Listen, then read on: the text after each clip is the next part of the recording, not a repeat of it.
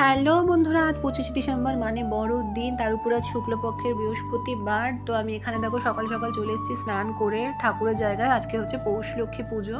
তো এখানে আমি গোবিন্দভোগ চালটাকে আমি ভিজিয়ে দিলাম, এখানে জলপূর্ণ ঘটে করে নিলাম। আর এখানে এই তাম্রপাত্রটার উপর আমি ঘরটা বসাবো আর কি। তো এখানে আমি সিঁদুরের চিহ্ন এঁকে তার উপরে ধান দুব্য দিয়ে দিলাম। এখানে দিয়ে দিচ্ছি আমি আজকে আলপনা।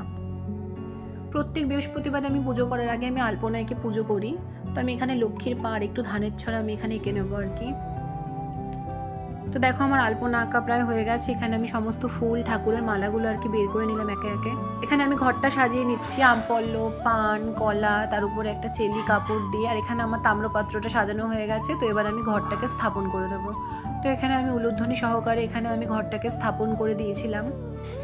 তো এখানে আমি মায়ের নৈবেদ্যটা, যে গোবিন্দভোগ চালটা ভিজিয়ে রেখেছিলাম সেটা আর কি নৈবেদ্যটা আমি বানিয়ে নিচ্ছিলাম। এখানে ফল সমস্ত কিছু মিষ্টি টিষ্টি দিয়ে বানিয়ে নিচ্ছিলাম। আর এখানে আমি প্রথমে গণেশজির পুজো করে নিলাম।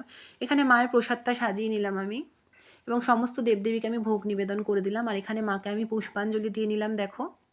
তো আমার এখানে পুজো হয়ে গেছে। এবার আমি মাকে ধূপ দীপ দেখিয়ে নেবো। যে আমার দুর্গা মা, মা মনসা, ওখানে লক্ষ্মী, আদ্যা মা, তারামার চরণ, আর এখানে ঠাকুর, মা স্বামীজি আর গোপাল, আর পাশে তো শিব আর গণেশজি আছে। এখানে আমি ধূপ দীপ সহকারে আমি এখানে আরতি করে নেব।